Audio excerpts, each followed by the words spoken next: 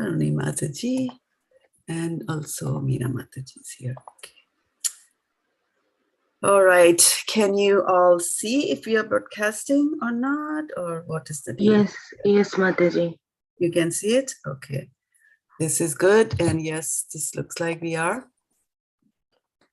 So I'm going to start the class in a minute here after I say these prayers to the spiritual masters.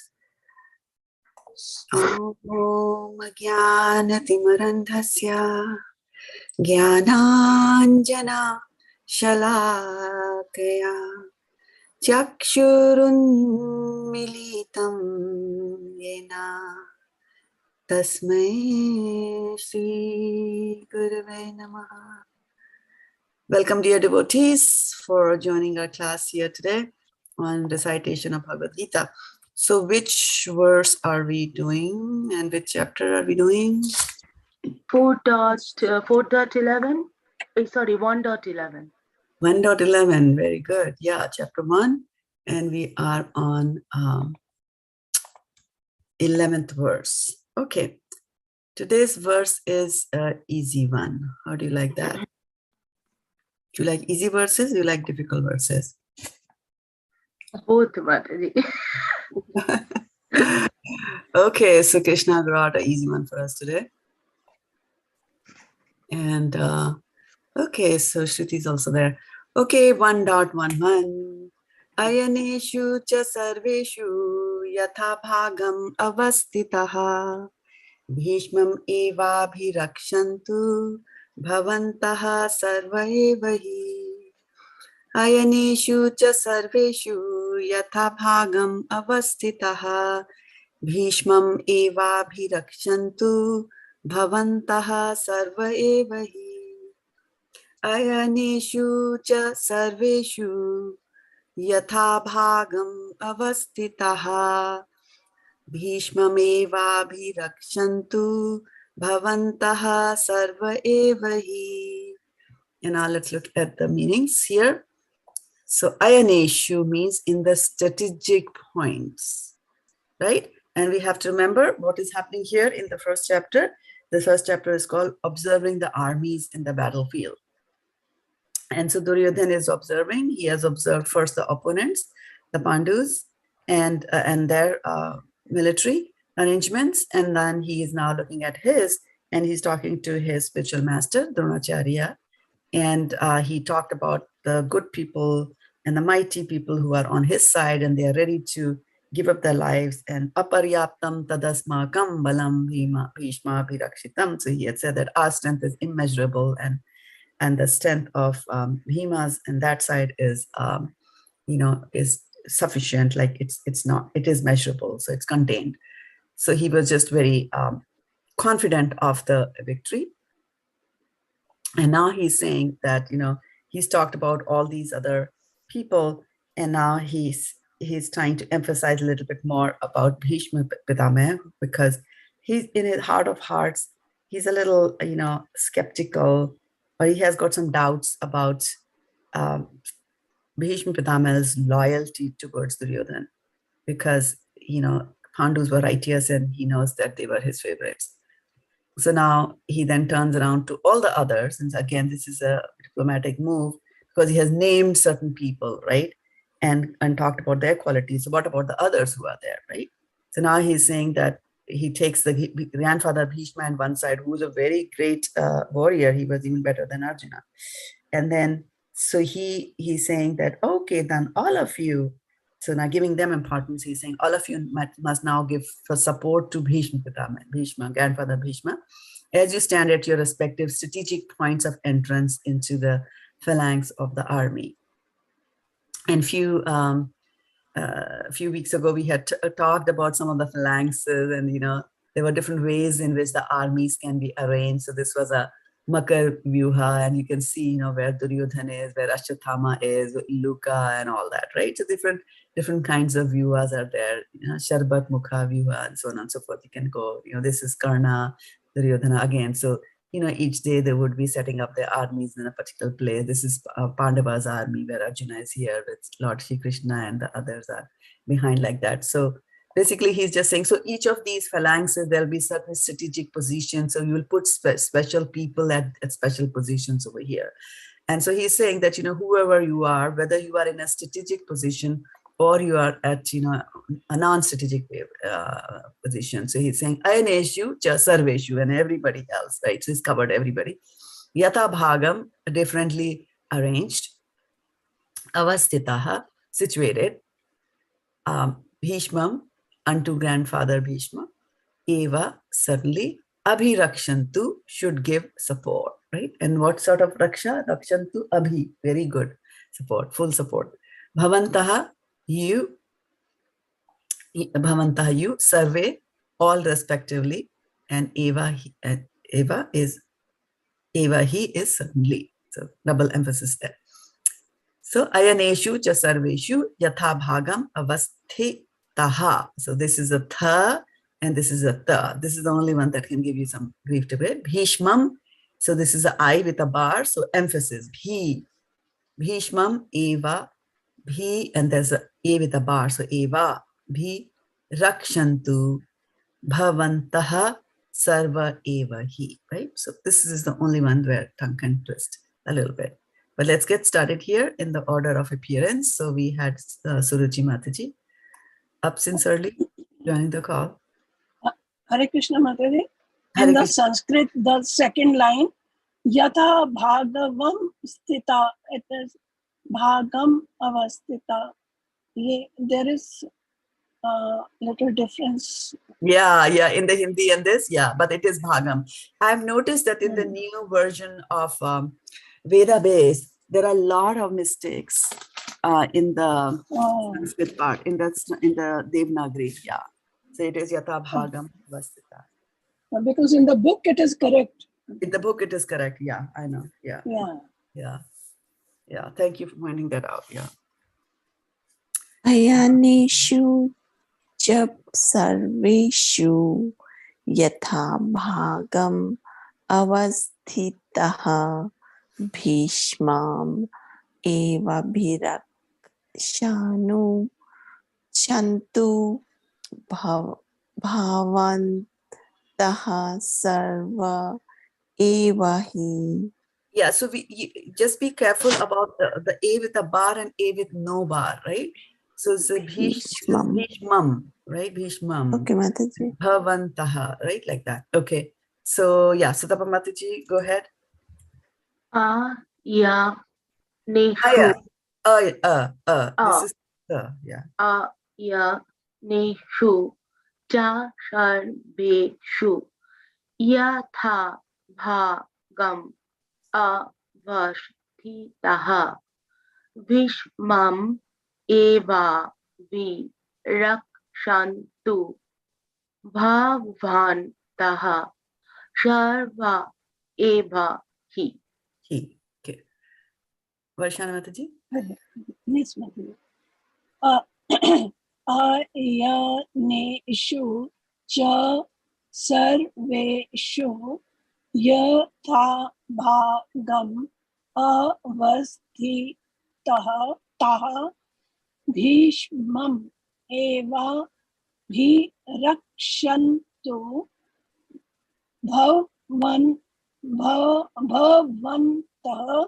sarva evahi. Hare Krishna. Hare Krishna. Good. Okay. ayaneṣu cha sarveṣu yathā-bhāgam avasthitāḥ bhīṣmam evābhirakṣantu bhavantaḥ sarva evahi. Very nice. Arnie? ayaneṣu cha sarveṣu yathā-bhāgam avasthitāḥ bhīṣmam evābhirakṣantu bhavantaḥ sarva evahi. Sarva eva hi. Yeah, right. So this is bhi. This is B and H. So it is bhīṣmam, like grandfather Bhīṣma, like that. And then bhavantaḥ. Okay, good. Let's go to Shruti. ayaneṣu cha Ayaneṣu. ayaneṣu cha sarveṣu yathā-bhāgam avasthitāḥ bhīṣmam evābhirakṣantu bhavantaḥ Bhavantaḥ. Bha. bhavantaḥ sarva eva hi. All right. Garima. ayaneṣu cha sarveṣu yathā-bhāgam avasthitāḥ bhīṣmam evābhirakṣantu bhavantaḥ sarva hi. He, right? Now this is thi and taha. Avasthitāḥ, right? So this is a tongue twister there. Okay. Back again to Suruchi Mataji. Right? Anybody else join? Mataji, what can you just say? What is the mistake that Varshana Mataji pointed out? And I fixed it, so you can't see it now. oh, Yeah. So there was an extra consonant over here. mhm. Avā-bhāgam avasthitāḥ. It said if you go to vedabase.com, that's what it said. So, but it is yathā-bhāgam. Yeah, bhagam is where, situated. Mhm. Or as differently arranged. Yeah. Bhagam means, making sections. Bhagam. Yeah, Okay. bhagam is, bhagam. This is right. If you can read this part, bhagam. Mhm. I just fixed it, yeah, when she pointed out. It was bhagavamam. Bhagavamam. Yeah, it was bad around there. Okay.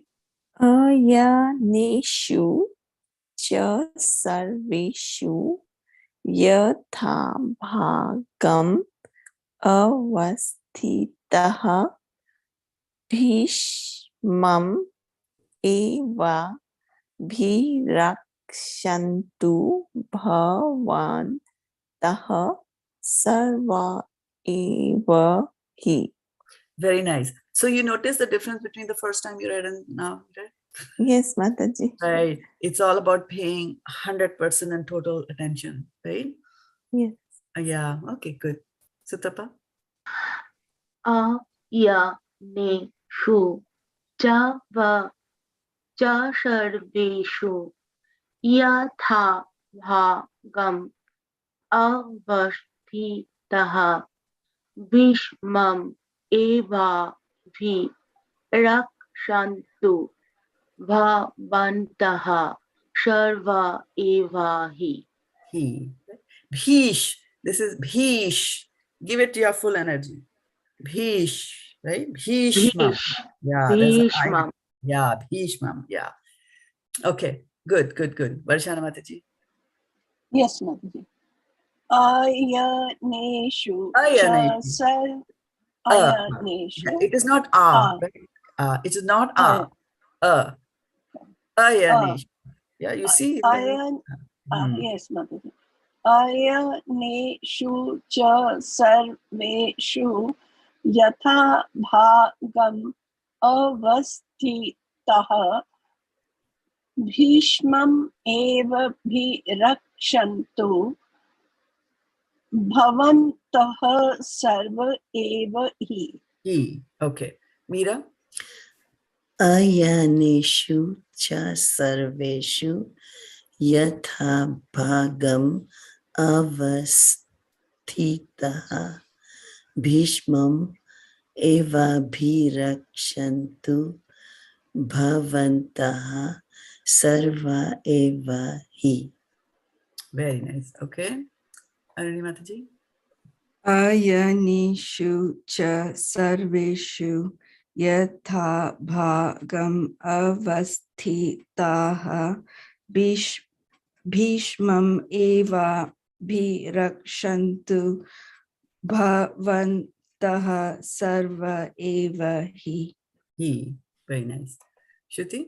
ayaneṣu cha sarveṣu yathā-bhāgam avasthitāḥ bhīṣmam evābhirakṣantu bhavantaḥ sarva hi. He. All right, good. Bhagarima? ayaneṣu cha sarveṣu yathā-bhāgam avasthitāḥ bhīṣmam evābhirakṣantu bhavantaḥ sarva eva hi. Right. So again, thi and Tha, taha. taha, You see? taha, This is thi, thi tha, with the, thi thi, and taha. tha, Taha. And then taha, and bhīṣmam. bhīṣmam. Okay, good. Now let's go and try the full-fledged form, starting from Suruchi Mataji. So go for the full words. You can still look here and speak.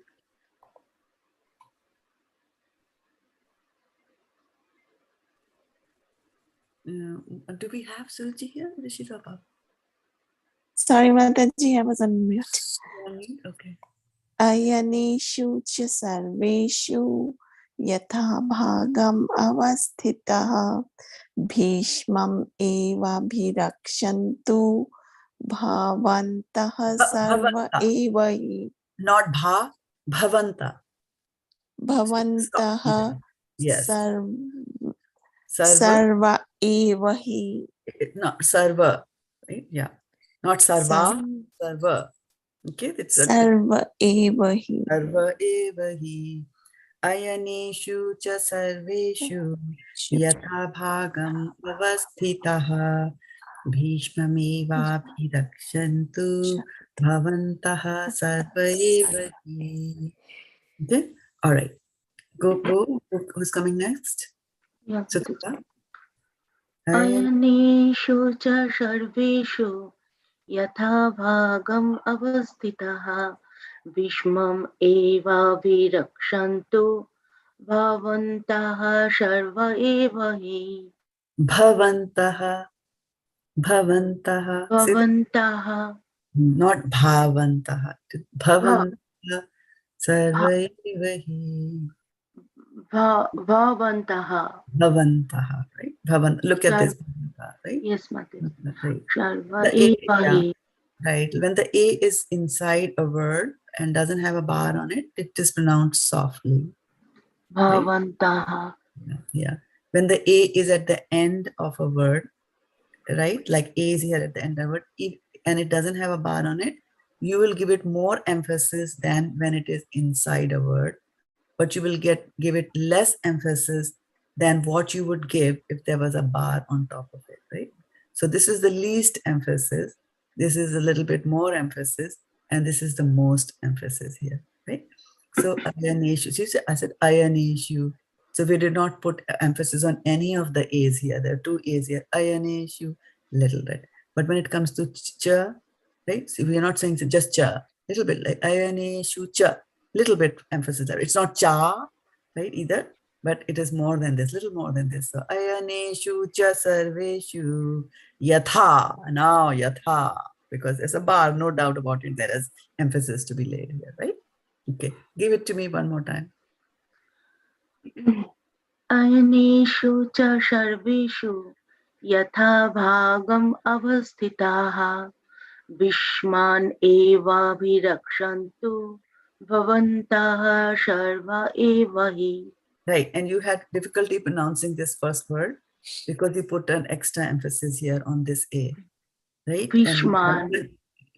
Yes, you are putting bhīṣmam. And why are you saying bhīṣmam?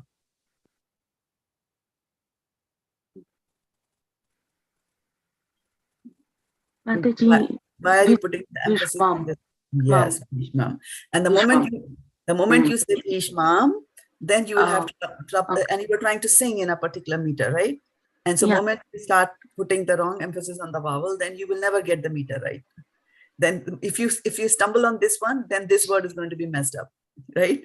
Bhīṣmam evābhirakṣantu, bhīṣmam, and then there's like, oh, I got the breath, right? Because these verses actually, the verses from Sanskrit actually, while you're reciting them, there's pranayam that is happening, exercise of the breathing, right? So yeah, be careful here. Okay, next time. All right, Varshana. Yes, Mataji. Ayaneṣu cha sarveṣu. Okay, hold on.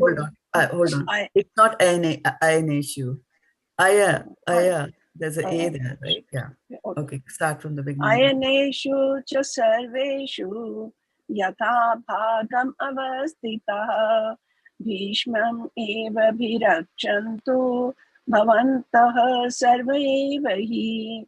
Bhīṣmam eva. It is not bhīṣmam eva. Eva.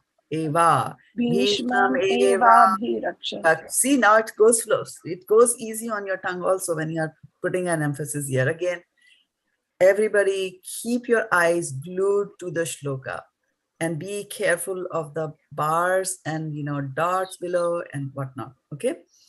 All right. So let's go now to Meera Mataji.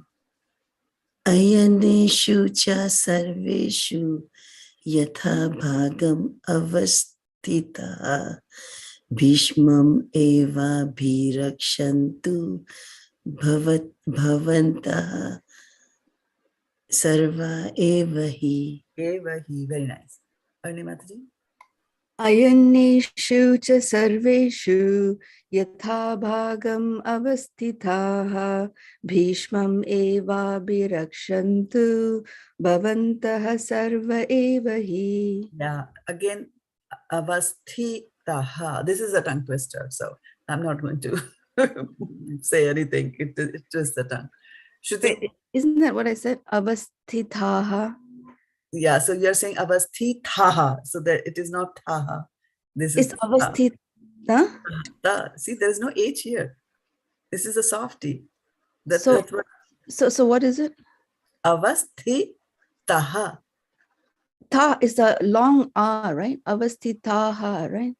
Yeah, taha is fine. That is fine. The emphasis, I'm discussing this part and this part. I'm discussing this one and this one, and both of them are different in the sense that this is a T, like a ta in titli, and this is a tha in thali. This is the part. The aha part is fine. This is fine. No problem at all. This is what I'm emphasizing. This is a tongue twister. So what is happening here is, in the pronunciation, when the tongue twists, what happens is, this is what happens. Let me bring it up. Avasthitāḥ. This is what is happening. Avasthitāḥ. That's the difference, right? There's no H over here. Taha. I don't know if you understand this. No H. Avasthitāḥ. Yeah, you got, this is a tha for thali, and this is a ta for titli. It's a different consonant, right? Avasthitāḥ. Not ha. Then Ta for titli. Avasthitāḥ. But so when you say, so I don't understand. It still has an H. Avasthitāḥ. Avasthitāḥ. Taha. See, there's a difference between taha and thaha. There's a difference between this and this. So H, the H and the dot is causing you to say aha, right? But the problem is not there at all. This is perfectly right. The problem is coming from here. The tongue twister is here. Because we said the tha here, so we repeat the tha again here and we say thaha. But I'm saying it is not tha, it is not thaha, it is taha, ta, as in titli. Taha. Yeah, taha. Now you got it.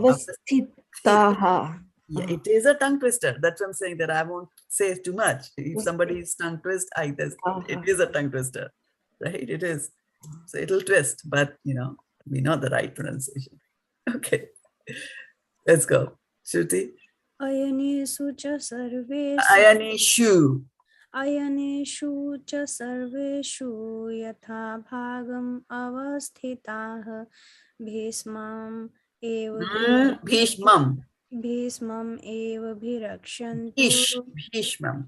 There's a sha. bhīṣmam evābhirakṣantu Evābhi. Eva. bhīṣmam evābhirakṣantu bhavantaḥ sarva evahi. Yeah. So just wanted to point out over here that all of you, some of you have been saying eva because you are analyzing the word, analyzing the words, right? And you know, eva means certainly, right? So eva is certainly. And if you want to say eva, that's fine, right? But then the word that follows is not rakshantu, it is avābhirakṣantu. If you look at the split over here, eva with a short a, but then it's followed by avābhirakṣantu. So when eva and avābhirakṣantu, when they combine together, there's a at the end and there's a at the beginning. So the two of them combine and it becomes a with the emphasis, a with a bar on it, right? So either you say bhīṣmam evābhirakṣantu or evābhirakṣantu, right? So if you try to say evābhirakṣantu, then the meter is gone, right? You can't split it like that and still get the rhythm flowing into it, right? So bhīṣmam evābhirakṣantu, eva. This I'm saying, eyes glued on the shloka. And Sanskrit can never go wrong. You know, you pronounce as you see it. And if you don't see it, then you don't pronounce it, right? This is a key thing to keep in mind, right? You want to try one more time, Shruti? Right from the beginning, be careful about the dots. Don't be in a speed, go slow, but pronounce it either from here or from here, either place. ayaneṣu Ayaneṣu. ayaneṣu cha sarveṣu yathā-bhāgam avasthitāḥ bhīṣmam evābhirakṣantu yat bhavantaḥ sarva evahi. Evahi. Yeah, just be careful of the sha, right? Bhīṣmam, not bhīṣmam. Bhīṣmam evābhirakṣantu bhavantaḥ sarva evahi. Okay, good. bhīṣmam evābhirakṣantu bhavantaḥ sarva evahi.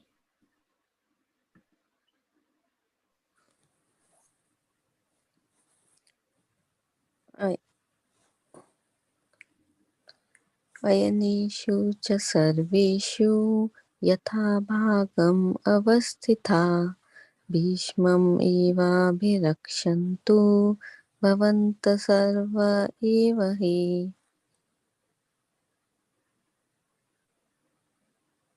ayaneṣu cha sarveṣu yathā-bhāgam avasthitāḥ bhīṣmam evābhirakṣantu bhavantaḥ sarva evahi. Okay, very nice. Yeah, there was some problem with my computer and I was not able to hear Garima. For that part, you know, my audio was down. So, okay. Can I repeat, Mataji? Yeah, please repeat. Yeah. ayaneṣu ca sarveṣu yathā-bhāgam avasthitāḥ bhīṣmam evābhirakṣantu bhavantaḥ sarva evahi. Evahi, right? Sarveṣu, same thing, you know. Avasthitāḥ, again, same. It's a tongue twister. Okay, good. Suchi, I heard. I was able to hear Suchi. Let's go for Safapa, Okay. the last round. Yeah. ayaneṣu cha sarveṣu yathā-bhāgam avasthitāḥ bhīṣmam evābhirakṣantu bhavantaḥ sarva evahi. Bhavantaḥ. So, yeah. Bhavantaḥ. Yeah, so you have to be careful now, right? Of minding the A and the A with the bar, right? Again, eyes glued there. First, look at the word and then speak. So you read with your eyes and not with the mind, because mind says something else because of the wiring which is there from previous languages. Okay, so some of the wiring has to be loosened. Bhavantaḥ. Be cognizant. Be careful and aware that you know you have to mind your A and the A bar. Okay, good. Let's go, Varshana. ayaneṣu No. ayaneṣu Aya. ayaneṣu Ayaneṣu. ayaneṣu cha sarveṣu yathā-bhāgam avasthitāḥ bhīṣmam evābhirakṣantu bhavantaḥ sarva evahi.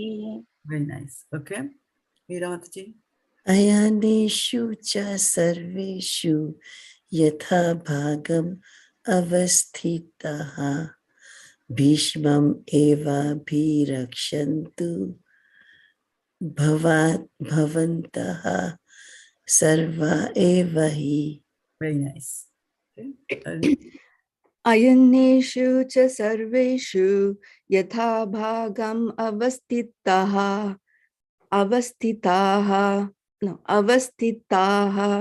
bhīṣmam evābhirakṣantu bhavantaḥ sarva evahi. Sarva evahi. Yeah.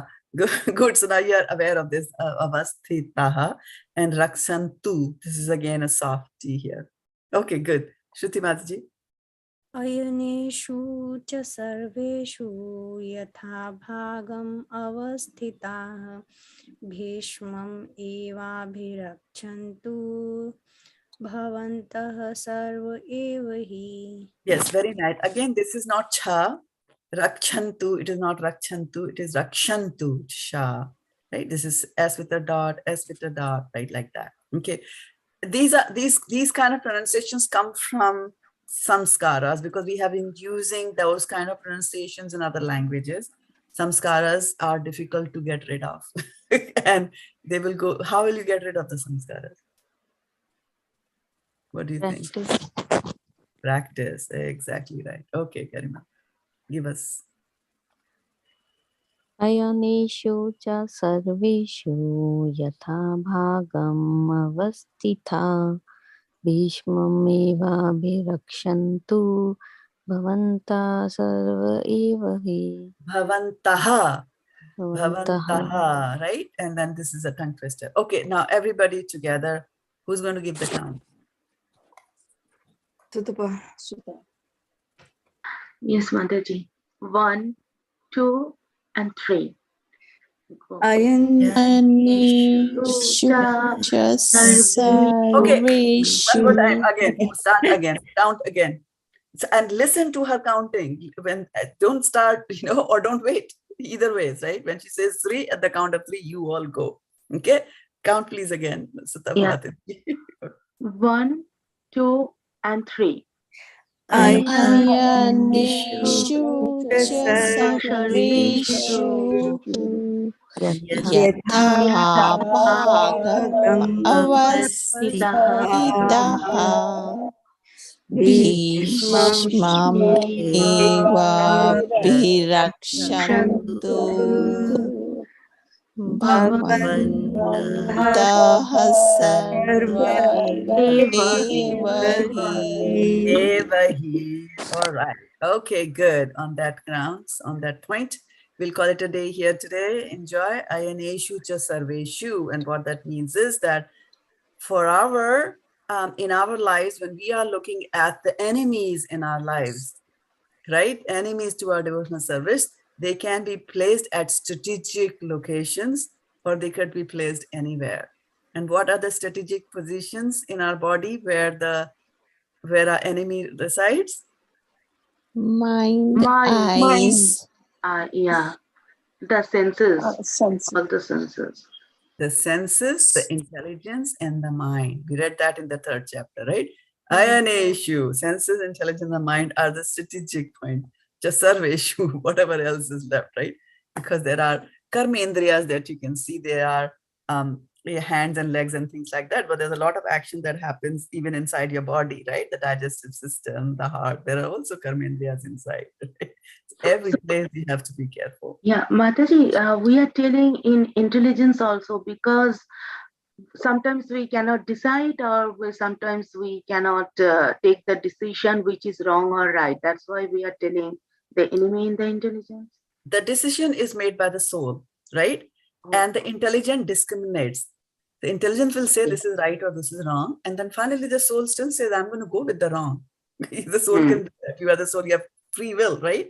So when the intelligence is muddled up, then for the wrong, it will present it as the right. It will say this is right. Okay. Right? Yeah. And that intelligence, which is saying right and wrong, can also happen because of the cultural thing. In a particular culture, people do this way. They say, this is right, right? I remember there's a conversation Prabhupada used to have with, there was a father and like a priest, Christian priest, and they were having this nice conversation. And so Prabhupada, so they were talking about vegetarianism. And so he was saying animals are life. And the father kept on saying, yeah, but the animals are meant for eating. He could not get it. The samskaras. The intelligence is telling him it is right to eat. So slowly with chanting, having prasadam, that intelligence will also get purified. And then it will start giving the right, presenting the right decisions, right discriminations. And then after that, the soul still has got the free will to choose this way or that way, right? And then to have that free will and how to tune your free will, you have to be in the association of devotees. So when you say that nobody else is eating meat and I'm going to bring my kebabs in my tiffin box, then after some time you'll be the odd person out. Then you'll stop doing it like that, right? So it takes a lot of washing. As you can see in these verses, you know, I don't think, I know that all of you want to pronounce the verse perfectly the first time, right? And then what are you fighting with? You're fighting with your samskaras, right? I've always said that. So now it's difficult for me to change, but you come here every day. You know, for some of you, it's really early in the morning. You come here, you're practicing. It is sadhana. And the same practice and the same sadhana has to be done for devotional service also. Not just Sanskrit language. It's a practice to kick out the dirty thoughts that come into our mind, right? They will come. And we are not alarmed if they come. They will come, but then they are like uninvited guests. What do I do with them? We kick them out ruthlessly. Yeah.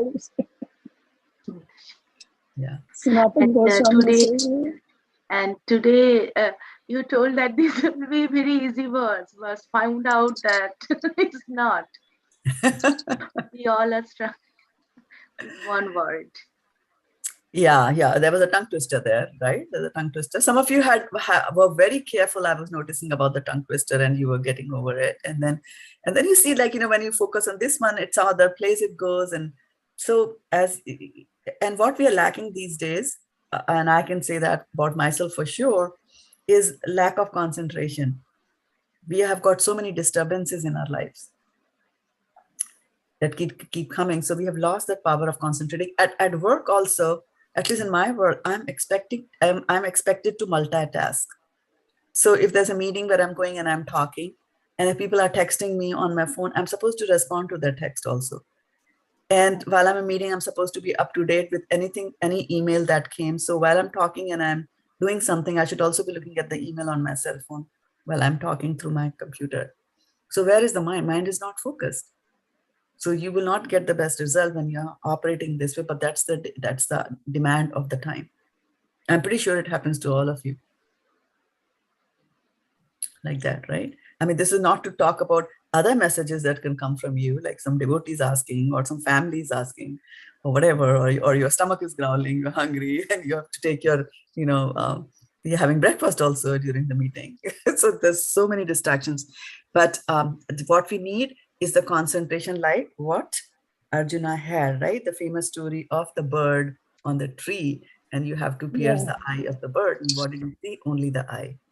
That kind of focus. And ultimately that kind of focus is also required to be able to see Krishna in everything, right? And Krishna says in Bhagavad-gita that one who sees me in everything and everything in me loses me, and I'm not lost to him, and he's never lost to me. So that kind of concentration is what we are gearing to. And this is just a practice. We know that Bhagavatam says that if a Sanskrit word is composed improperly or recited improperly, it doesn't matter. It is really coming from the heart. Then why do we spend an hour and a little more every Sunday morning? But the most difficult thing to do is to get up on a Sunday morning, right? And do this thing. But we are doing it because by doing this kind of a practice with the shlokas here, this kind of a practice is going to help you in other places in life, in your devotional service.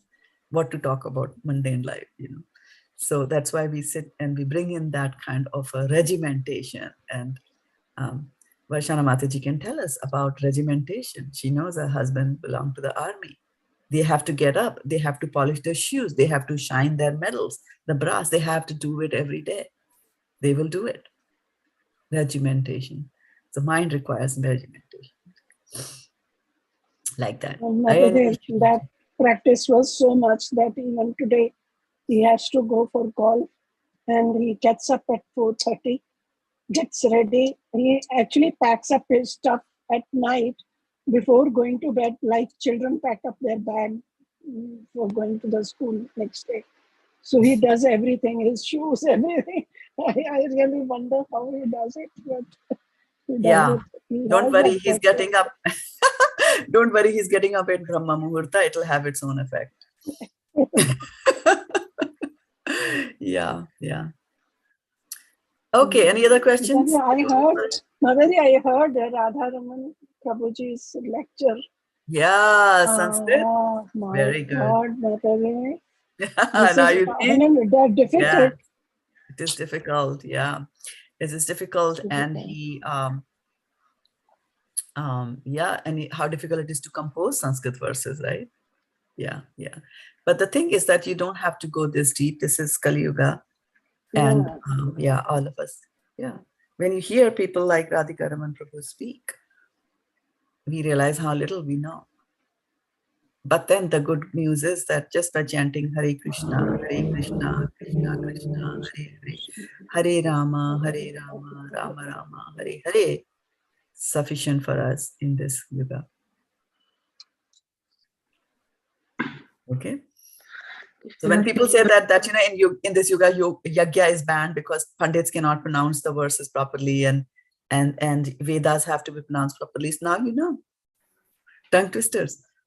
Yeah. One question came to my mind at that time. Of course, I couldn't, I heard the recording.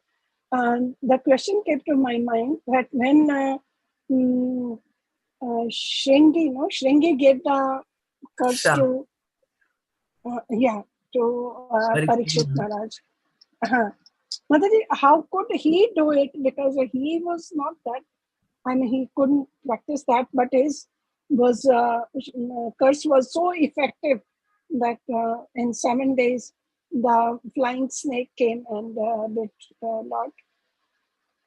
Yeah, so that Prabhupada explains that. He says that he was a Brahmin, and Brahmanas were very powerful, very, very powerful, because whatever they said had effect till Shringi. After Shringi comes the decline of Brahmanism. So that's why today's Brahmins are not able to curse. He started the decline by cursing a devotee.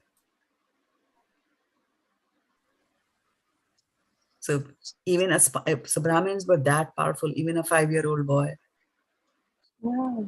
Yeah. So I was just wondering, how did he have so much of, correction in his mouth, saying the shloka so correctly that it could affect Parikshit Maharaj. But why are you doubting that? Why are you doubting that? He's a child. I don't know. Yeah, he's a child, but then he's in a Brahmin family. His father is there, right? His friends are all Brahmins. And they studied, they used to read 5 o'clock. They used to 5 or 5 years of age, they would go to studies. Studies would start for them, right? And this is not Kali Yuga. You don't know what past life some samskaras is. Obviously, yeah. The fact that he is born in a Brahmin family, to be born in a high family, to be born to Shamek Rishi is it's a privilege that he gained through his previous birth, right?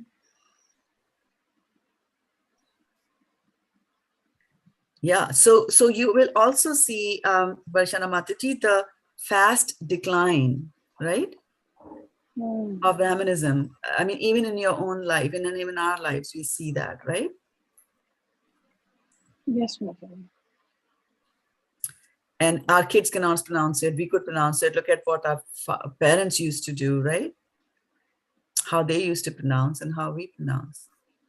So there is there's a difference. And that is the decline that is coming in Kali Yuga. that we have to be careful of. But Mataji, because of International Society of Krishna Consciousness, I can see things are improving, maybe at a slow pace, but they are. And also what we have to remember in Kali Yuga is that the decline doesn't come as we are more accustomed to knowing decline, that, it goes down. Like in graphs, you see the decline or elevation progresses like that. The graph goes down like that, so it's a decline. In Kali Yuga, it is in waves, So so it'll go down and it'll go back up again. Then it'll go down and then go back up again. And every time it goes down, it comes back up again, goes down, comes back up again. But every time there's a little, going up is little, so that ultimately overall there is a decline. So you will say waves like that. So we are happy that we are in this wave where this is happening. Prabhupada had said, people had asked him, how long will the ISKCON movement last? He said 10,000 years. And why did he say 10,000 years? Is because there is this concept of when there are two different yugas and then the yugas kind of overlap. So they just don't, like 432,000 years, boom, it's done. Now Kali Yuga is over. Now Satyuga has got to start. And then, 43200 more times that it is going to be now Satyuga. And then boom, and then Dwarka will start with people with that consciousness. It doesn't happen. So between the two yugas, there is a little bit of an overlap, so that people who are born during that overlap period that we have, those people will have qualities of this yuga and that yuga also. So when two times join together, right, like afternoon, 6 o'clock, afternoon, like that, then that is known as Sandhya. When the two are joining, Sandhi from Sandhya, right? Sandhya is going to, those two are called. So the Sandhya of two yugas is 10,000 years, about 10,000 years, like that, or 15, like that. So that's what Prabhupada was saying, that this is going to last for so many years, because some of the goodness from the Dwapar Yuga will still carry over for the next 10,000 or 15,000 years, like that. And then it will be over. So from Dwapar Yuga, how is it? So that's already over, is it? The 10,000 years from Dwapar Yuga? Because it's not over. It's not over. Oh. 5,000, yeah, 5,000 have passed. Yeah. So we're still feeling the effects of Dwapara Yuga then. Exactly. And then also in Dwapar, people were also feeling the effect of Kali Yuga, because Dushashan trying to derobe Draupadi is a very Kali Yuga thing. But Kali Yuga is after Dwapara Yuga, so they were feeling the effects of the upcoming Kali Yuga. Both, yeah, the shadow. Yeah, they say, they use the word actually, Kali Yuga ki chhao pad rahi thi, the shadow of Kali Yuga as it is coming here, like that. Yeah. So you mean to say after the next 5,000 years, it's going to be hell on earth? Yes. If you want to understand what that hell is and read a description, read 12th canto of Bhagavad-gita, Age of Deterioration. You will see, you'll be alarmed. Yeah, you'll be alarmed and you're like, I don't want to be here when that happens. Actually, yeah, I did read part of that. Yeah. So Mataji, how many years left in Kali Yuga? 432,000. Oh my God. A long time to endure, but then we don't have to worry. I mean, our souls will come in different forms at that time, or maybe hopefully we won't come at all. Yes, that's what it's so sweet. Aruni, thank you so much. Yeah, that's what the aim should be.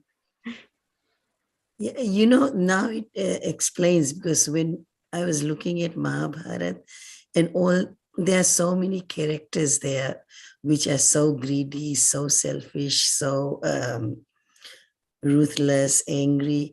And I was wondering if they are all the qualities of Kali Yuga, but I didn't see any difference in a lot of people there when I mean, they all had those characteristics. Not all, a lot of them, yeah.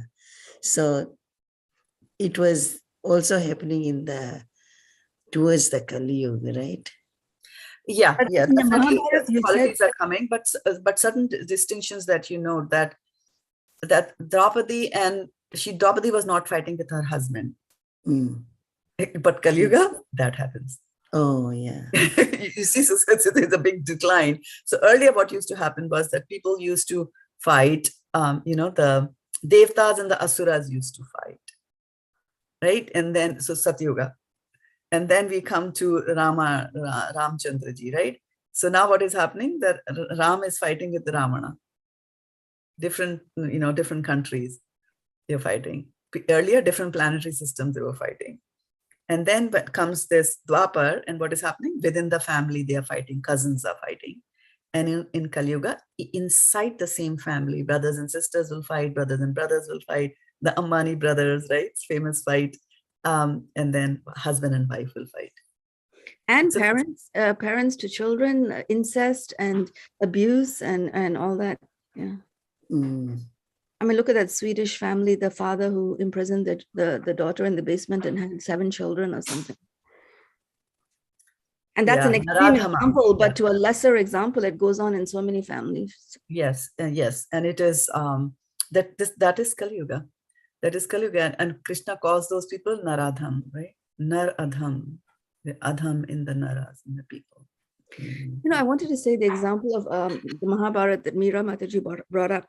You had mentioned earlier that even though all those people who fought in the war in Kurukshetra and who even on the Kaurava side, who exhibited all the demonic qualities and who were killed, but they all would they were all destined to go to I don't know if you said they were destined to go to the Swarga Lok or but they were all because they died in that war fighting against the Pandavas, and in that battle with Krishna, they were all destined for a I don't know exactly what you said, but basically to an exalted place, so that their souls were bound for I don't know if it's moksha, but that just fighting in that war itself was a boon, was sort of a good karma, even though they exhibited all those qualities. Even the Kauravas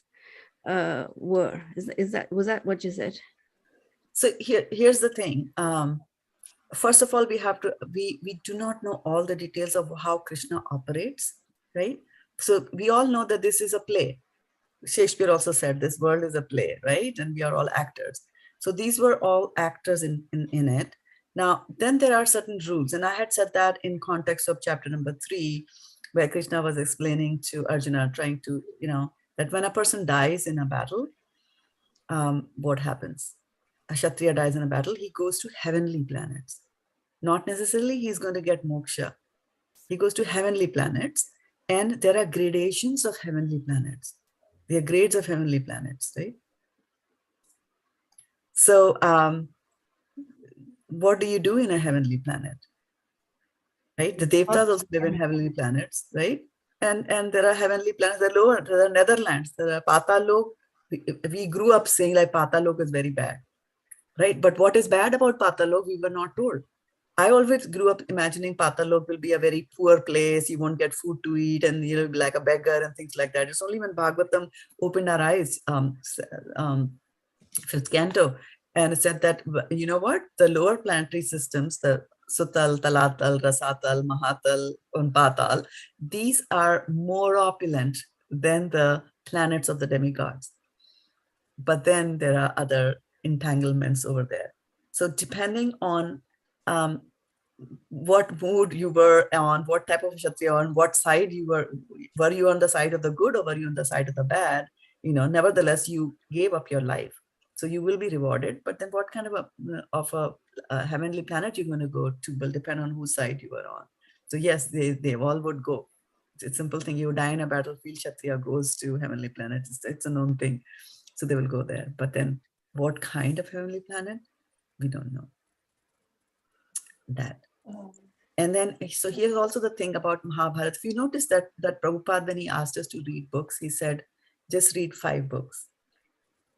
Srimad Bhagavatam, Bhagavad-gita, Chaitanya Charitamrita, and Nectar of Devotion, and one more book, like that 5 books.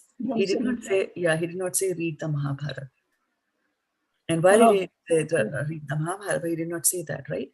Because Mahabharata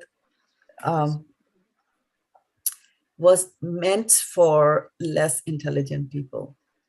And to them, the idea was to portray, so that's why you'll find a lot of mention, Karamkandi activities, a lot of mention about heavenly planets and Pandavas going to the heavenly planets, and people think like that. But Srimad Bhagavatam actually opens our eyes and takes us to a level which is beyond the heavenly planets, because immediately in the first canto itself, Narad Muni is talking about Upariyada, and he's scolding Vyasadeva for having emphasized on, emphasized on the fact that you have presented the Vedas in a wrong manner. You have not talked about Krishna. That's when the Bhagavatam was written. In the beginning itself, he's scolding and he's saying, take people away from the heavenly concept and I tell them to get out of this entanglement of material world. So that's why Prabhupada never told us to spend our time in that, Spend your time reading the Bhagavatam. Spend your time in that, right? I mean, if you have extra time, definitely read Mahabharata if you like it, right? But so in Mahabharata, you'll always find things like Bhīṣmam said that it is my duty to be true to Hastinapur. I'm bound.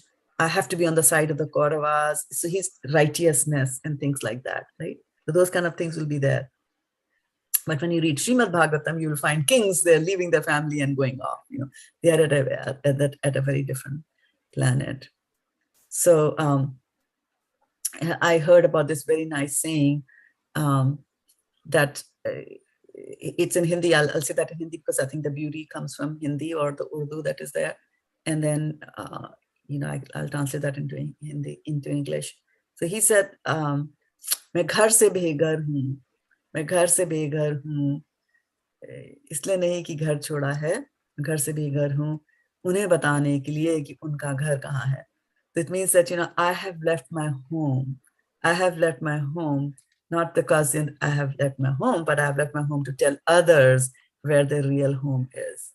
And which is when a sannyasi leaves his home, what does he do? He goes out and preaches to everybody, right? And what is he preaching? That your real home is not here. Your real home is up there. And to do that, I have left my so-called home here, my material home, to tell others about what the real home is. Wow. And Prabhupada, that's why, is telling us not to be entangled in Mahabharata and talk about righteousness and things like that. I mean, if you look at it from anybody's perspective, they might say, why did he leave his wife? Why did he leave his kids? But he left for a higher cause. And today, when we are here, we are thankful that he left, right? Otherwise, where would we be without Prabhupada, right? So life is complicated. There's never a straight answer and a straight formula that is applied. There's shades of gray everywhere. This life, there's no Mother, was there any specific reason for Srila Prabhupada to suggest to chant Hare Krishna mantra 16 rounds and not 18 and not means 18 you can do, but not 14? Yeah. Actually, his spiritual master, who is his spiritual master? Bhaktisiddhanta Saraswati, right? In his Gaudiya Math, everybody was asked to chant 64 rounds. Yeah. Right? And Prabhupada diluted it 50 years ago. He said, you guys can't do it, because he was preaching to the American society. He says, you can't do it because I've seen how fast your life is and the things that you have to do, you won't be able to do it. And now, 50 years later, we find it so difficult even to do 16 rounds, right? So he changed it just, to adjust time, place, and circumstance. You have to adjust. So he just made it 1/4 of 64. 1/4 of that. Yeah. So there is no scientific as to that. It is 16 because it, auspicious figure or anything like that. He did it to adjust to us, for us. Otherwise, Kirtaniya Sadahari, you should be chanting all the time without even counting. Yeah. Mataji, can you repeat it? Maine ghar choda hai. Oh, yeah. I didn't say it in a couplet or in a form. It was like what he was saying is, I have left the home, not that, I wanted to leave the home, but I have left the home to tell others, where their real home is.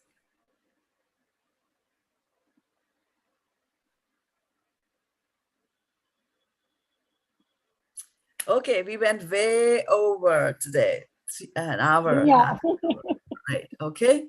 So you all take care, and thank you so much, all of you, for joining us here on Facebook as well as here on Zoom, and for surviving this long call, long class, but good questions, good answers. Hare Krishna, vanchakalpatarubhyascha kripa sindhubhyev cha patitanam pavnebhyo vaishnavebhyo namo namaha. Go Premanande. Hari Hari Hari Bol. Bol. Thank you.